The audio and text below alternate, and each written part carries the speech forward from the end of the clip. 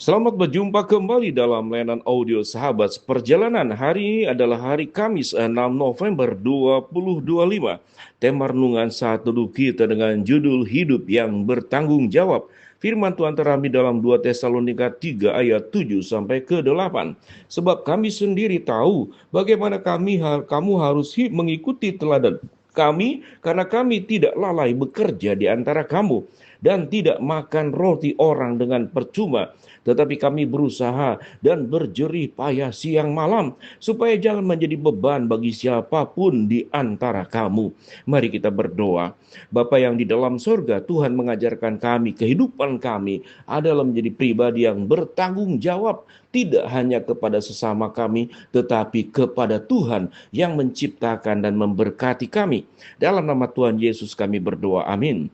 Shalom sahabat perjalanan yang dikasihi Tuhan, hidup yang bertanggung jawab. Mari kita melihat proses kehidupan manusia. Sewaktu anak masih kecil, dia tidak bisa pipis sendiri, dia tidak bisa buang air kecil sendiri, tidak bisa buang air besar sendiri, apalagi masih bayi. Kita tidak akan marahi bayi yang memang belum waktunya. Dia semua dilayani, semuanya dilayani. 100% dilayani, dijagai siang malam pagi petang, dicukupkan kebutuhannya, dan dia tidak bisa bicara, dia cuma menangis. Lalu orang tua harus menafsirkan tangisan bayi ini apa artinya. Apakah bayi ini kedinginan? Apakah bayi ini kelaparan? Apakah bayi ini digigit nyamuk? Apakah bayi ini punya persoalan yang lain? Kita tidak tahu.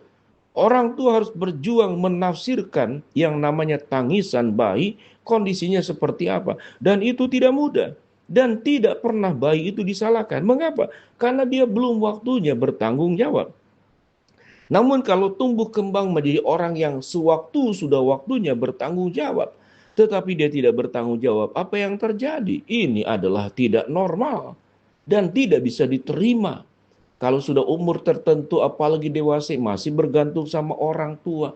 Sudah remaja, sudah mandiri, masih kemudian takut ini, takut itu.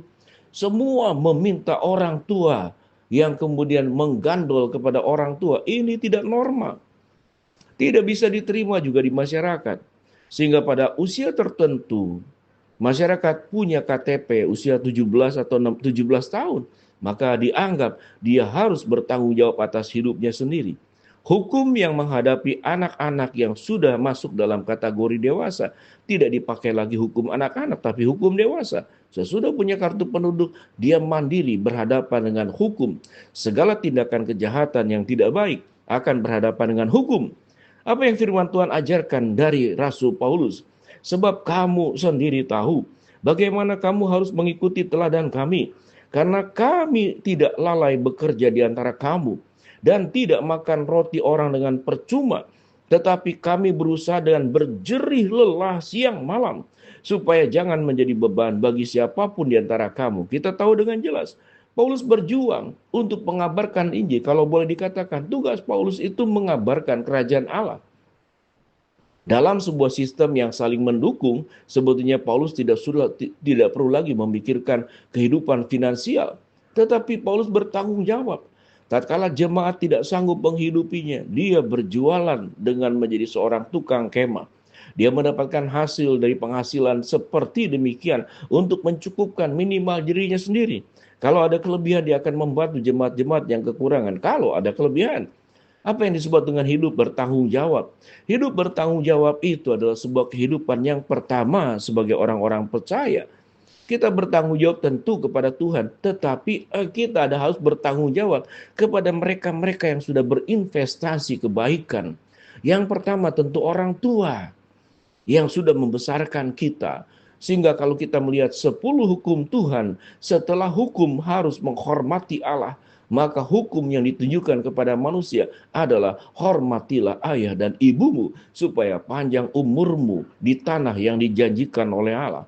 Sehingga kalau kita melihat bagaimana setiap suku, setiap iman, setiap agama di dunia ini, tidak ada yang mengajarkan untuk tidak menghormati orang tua. Orang tua itu sedemikian luar biasa. Mereka yang sudah dititipkan Allah. Kalau kita boleh berkeluh kesah, tapi ada orang tua yang cerai, orang tua yang tidak bijaksana. Betul, tidak ada yang sempurna kecuali Tuhan. Tapi kalau kita melihat mayoritas orang tua tentu memberikan yang terbaik. Maka kita harus bertanggung jawab kepada orang tua. Oleh sebab itu kalau kita sudah berhasil, jangan lupakan orang tuamu. Kalau engkau kaya, tidak hanya engkau kirim uangmu.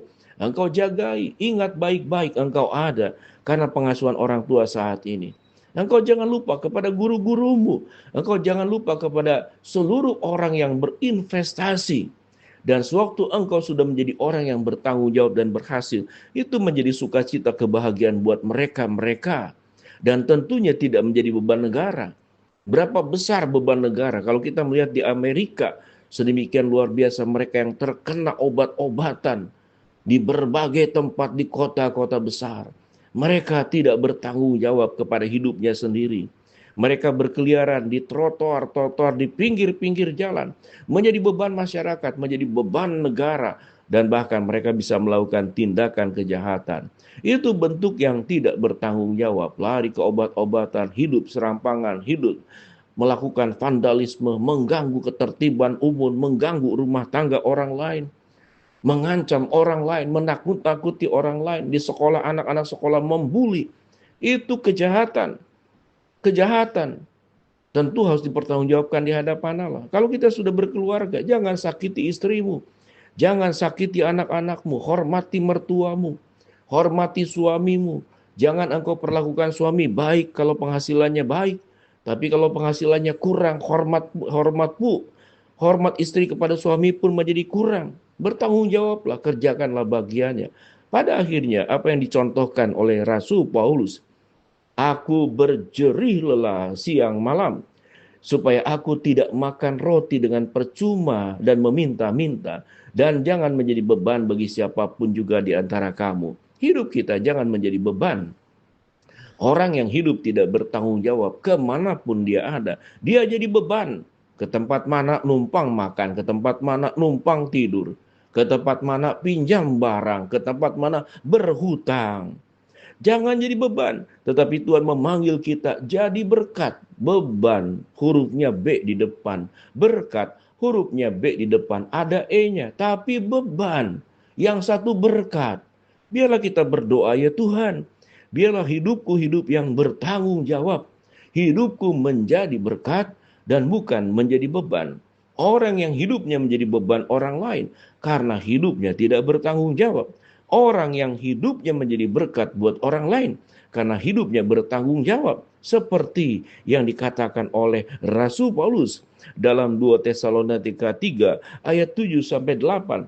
Sebab kamu sendiri tahu bagaimana kamu harus hidup mengikuti teladan kami, karena kami tidak lalai bekerja di antara kamu dan tidak makan roti dengan percuma, tetapi kami berusaha dengan berjerih payah siang malam, supaya jangan menjadi beban bagi siapapun di antara kamu. Mari sahabat seperjalanan, bertanggung jawablah untuk perkataanmu, bertanggung jawablah untuk perasaanmu, bertanggung jawablah untuk pikiranmu, bertanggung jawablah untuk tindakanmu.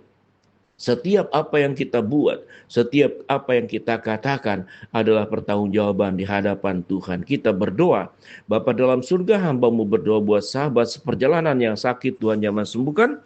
Sahabat seperjalanan yang sedang menghadapi masalah, Tuhan bukakan jalan. Sahabat seperjalanan yang sedang berdoa mengharapkan sesuatu, Tuhan kabulkan dengan cara dan waktu Tuhan yang terbaik. Di dalam nama Tuhan Yesus kami berdoa. Amin. Shalom, Tuhan memberkati kita semua.